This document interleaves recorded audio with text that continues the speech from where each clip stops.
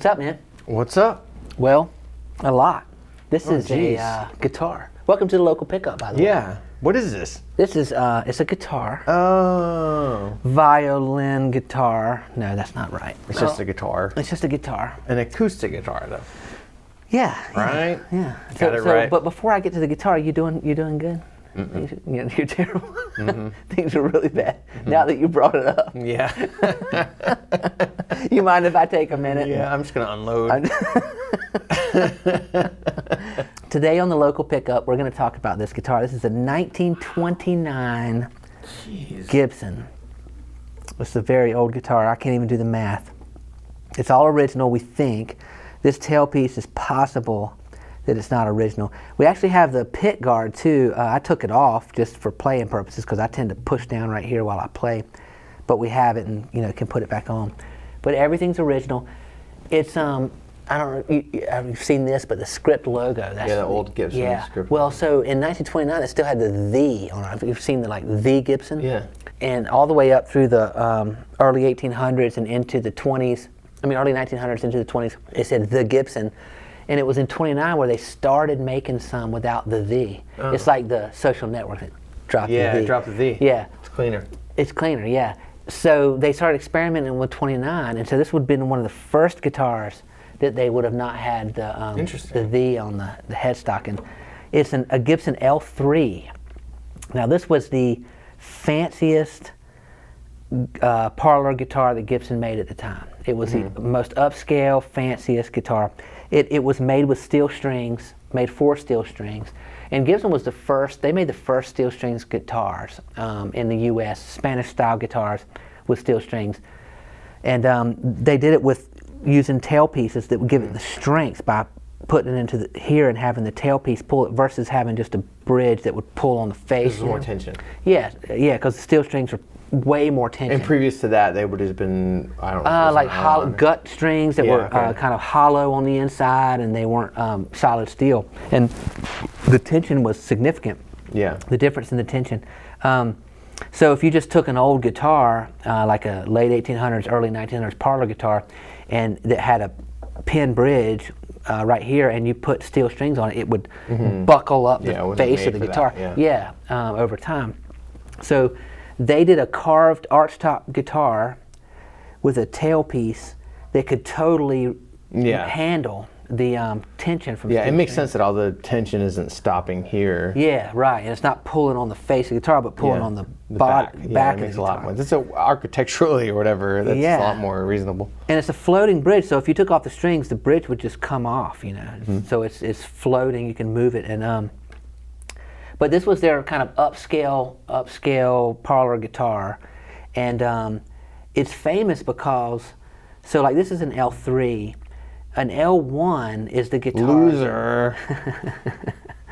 An L1 is the guitar that is considered the Robert Johnson guitar because there's a picture of him in a pinstripe. There's only been two pictures of him ever until just recently. There was a new picture of him found, but there was two pictures of him ever, and one was in the studio. He's got a pinstripe suit on, he's dressed to the nines. He's got his legs crossed, and he's playing a Gibson L1. It looks just like this, but it's the L1, which is like not as nice as an L3. The truth is, as they've learned, that was him in a fancy studio being handed a fancy guitar. Wow, interesting. What he really played on the streets was called a Kalamazoo KG-14. So in 1929, when the economy crashed, Gibson didn't want to put their name on. They knew they had to make cheaper guitars, right? Like Martin did. They made the all mahogany guitars that they would sell, the tiny parlor all mahogany guitars. Gibson had to make cheaper guitars to survive. They almost filed bankruptcy. But what they did was they created these other brands, Kalamazoo, a couple other brands that you can see out there. And they didn't put a truss rod in them. They tried to make them as cheap as possible. They were all flat tops, no arch tops. They changed the bridge system, anything they could do to make them cheaper. And it kept the people in the factories working during the Depression, but it let them sell guitars at a super low rate without putting the name Gibson on it. Yeah, that's smart. Yeah, it was smart. So, in the later part of that century, Gibson comes back with a bang when they released the J200, the big big Yeah. body guitar. But in the 20s, before the crash, I mean, these were the fanciest, nicest guitars. I mean, when you would have been, you know, at a party that was over the top 20s, you know, like you imagine, you know, the flapper kind of party. Yeah, I mean, and this you is really the- wanted to like flex. flex. You'd bust this You'd thing bust out. out the Gibson Yeah. L3, man, and it'd be like, now that's a guitar. I mean, Yeah. These things were really, really nice. And this guitar plays like a contemporary guitar. It is in such immaculate shape in every aspect, except the top has cracks in it that have been repaired. We've got some cleats on the inside of these cracks, but there's like 4 cracks, 3 here and then 1 somewhere. But it's so old, you know. Yeah, I mean, but someone may have survived on the ocean with this. I mean, slept on it. Other than that, the fact that it's all original and it's in such the frets aren't worn down. The frets are original. There's been no neck reset of any kind. It's got crazy low action. Yeah, that's when I picked this guitar up, I was like, it's insane. It's almost 100 years old, and it plays so easily. It's incredible. Yes, this guitar's had a good life, I assume.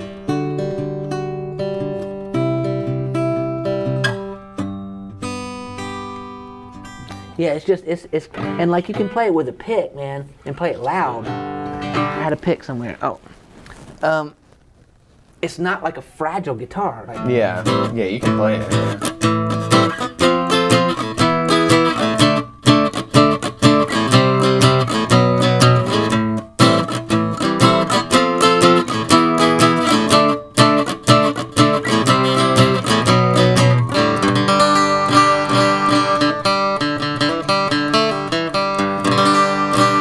Yeah, it's just great, man. All the way around, wonderful guitar. Take a spin. I'll take a spin. It's got a lot of like bite. Yeah.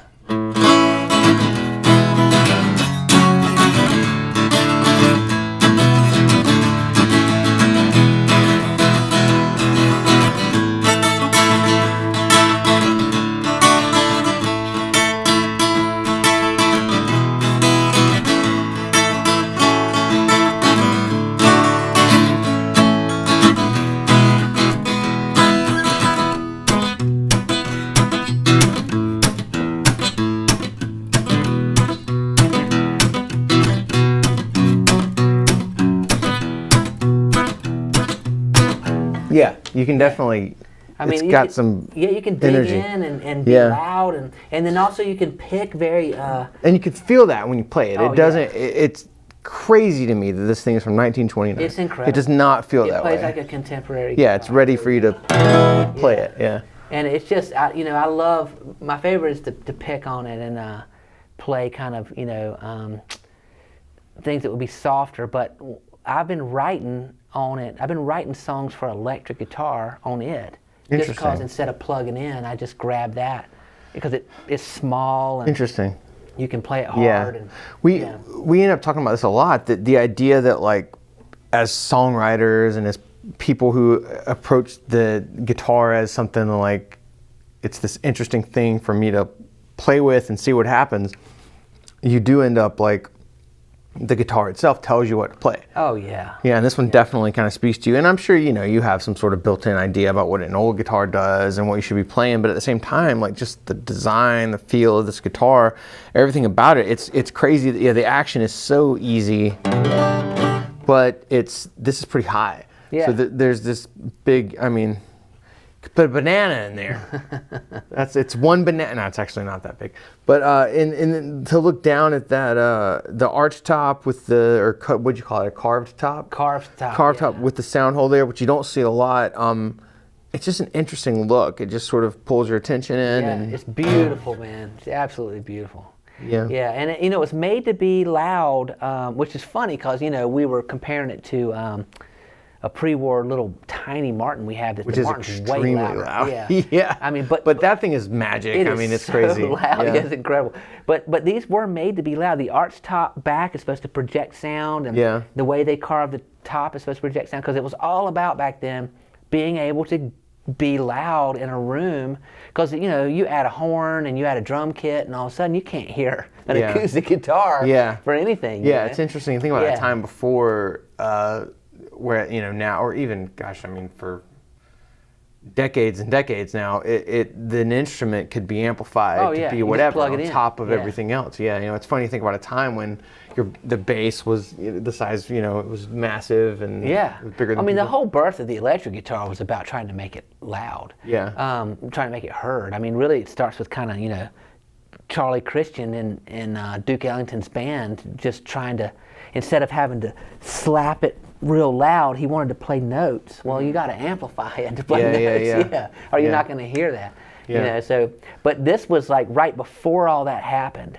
And it was, this was before any electric stuff Yeah. started happening.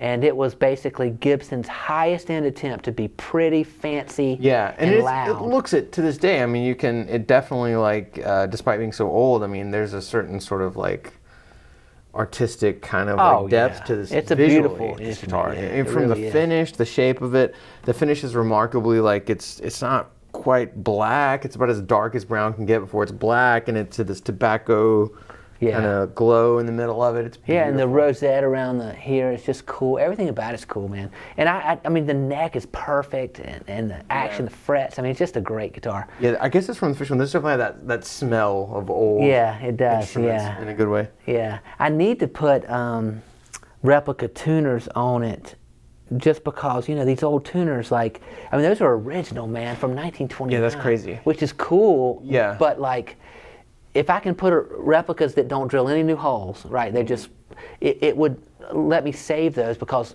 eventually what will happen with old tuners when they get 100 years old, I mean, those are going to break at some point. Yeah. you There's know? definitely patinaed old. Yeah, I mean, the button, you'll be trying to twist it Yeah. and the button will crack, Yeah. And you don't want that to happen, of course. crazy. So a lot of times, that's very common on a vintage guitar. You'll replace the tuners and keep the original tuners, to the side. So in your sock drawer. in your sock drawer, yeah. But it's a gorgeous instrument. It was gorgeous back then. It's gorgeous now. And the fact that it's in this good a shape, I don't know who. It's crazy. It probably Yeah. just sat in a wealthy home in the corner on a stand. Yeah, You know what I mean? and they just were like, "Have you looked at the guitar have you today, seen Mom? the guitar, Mother? Did you gaze upon the guitar today? It was in good shape." Yes. Yeah, exactly. Cool. Well, that's it. That's the 1929 Gibson L3. Yeah. Beautiful guitar. Glad Good to have job, Gibson. it. All right. Way to go, Gibson. I don't know if you've probably never heard of Gibson. Yeah, They're an but up-and-coming They company. did a heck of a job on this. Yeah. So, all right. I guess we'll see No you. Epiphone. I guess we'll see you next time on the local pickup.